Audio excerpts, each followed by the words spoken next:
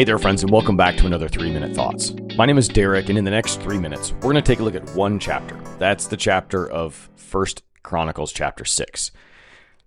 Now, this chapter might look like just another long genealogical account, but it would be the most significant genealogy in this book. 1 Chronicles chapter 6 is completely devoted to tracing the line of Levi. This is the tribe that was set apart for worship and service in the temple.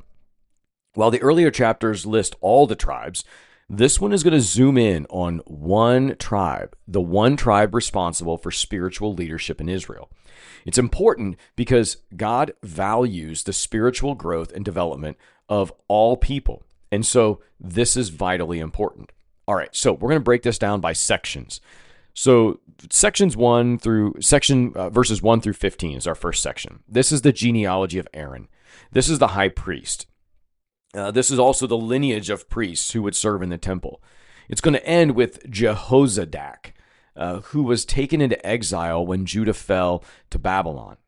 And then as we transition into the next section, which would be verses 16 through 30, we see a broader view of the Levitical family tree. This is including clans of Gershom, Kohath, and Merari. These are three major branches of Levi's descendants, each with specific duties related to worship and care of the tabernacle and temple. And then verses 31 through 48 combine for another grouping. These are going to focus on the shift. These are going to focus on helping us see the musicians who are part of the worship structure. Music was important in worship. These were those who were appointed to lead worship with singing instruments after the ark was brought to Jerusalem. Some notable names here are Heman, Asaph, and Ethan, whose names appear in the Psalms as composers. Then verses 49 through 53 are the line of Aaron yet again. This one emphasizes the priests responsible for offering sacrifices, handling holy items, and mediating between God and the people. And then verses 54 through 81, these are the towns assigned to the Levites in various tribal territories. Since Levites didn't get a large plot of land like each of the other tribes did, they were given cities scattered throughout Israel so they could serve the people and maintain worship across the land.